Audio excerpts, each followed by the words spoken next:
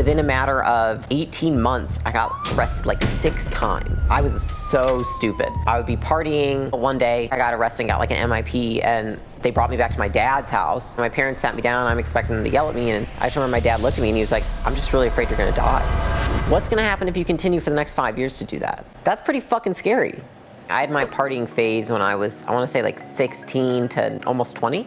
In high school, I think you're still rebelling against what you were in middle school. Middle school, I'd had glasses, braces, I was fat, I was ugly, hadn't hit puberty, and then it was like the summer before freshman year. I got my glasses off, I got my braces off, I lost like 15 pounds and I got boobs. And I was like, hell yeah, this is great. But I was super shy still. A couple of years into it, I started gaining a little bit more self-confidence. I started getting invited to parties by people that were older than me in college and all that stuff. And I started getting like addicted to the feeling of self-importance, feeling like other people really liked me and feeling valued by other people. It was like I'd been ignored and usually made fun of for such a long time that when I finally like got into a space in high school when people like actually desired me, whether it was guys or girls, to be my friend, I couldn't get enough of it. I would go to the parties just because I liked that feeling, and I started throwing parties. My parents were out of town, which they know. Because my parents knew that I had been like toe dipping and partying, they started really cracking down. And then when I got out, it was like the floodgates had gone, right? And so within a matter of 18 months, I got arrested like 6 times. Only an idiot could get arrested. Like, I was so stupid. Then my grades started slipping in college. I felt bad about myself because I knew this isn't the kind of person I want to be, and it was this like self-fulfilling prophecy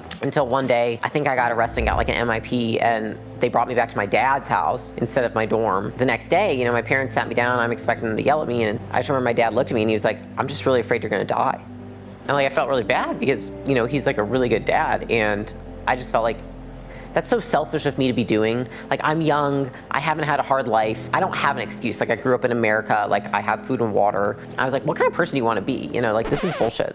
And if someone's watching this today and like they're drinking and partying all the time, so it's like, what's gonna happen if you continue for the next 5 years to do that? Like, I could just be like a mess of drugs and alcohol. Or what if I turn my life around today? Then what does my life look like in 5 years? I like immediately snapped out of it, and I just went into like complete self-development mode. I got in shape, started getting my grades on track. I cut out pretty much all my friends that loved partying and drinking and doing all that stuff. Honestly, I was super lonely because that's what's normal. Normal, huh? Yeah. Right? Like, it's normal to do what everyone else does, to go to all the parties, to spend all your ancillary time socializing, trying to fit in and do all that stuff. And I just went the opposite direction. I just remember always listening to this tape from Tony Robbins where he was like, if you want to be unlike everyone else, then you can't do what they're doing. I just remember consistently telling myself that because I was like, this is so painful. I actually ended up moving out of the apartment with my friends, and literally in college I lived by myself as like a female, which is weird, right? Like it's like I was like, I can't be in this environment because it's so hard to constantly be around people who are drinking, partying, and not painting a vision for their lives.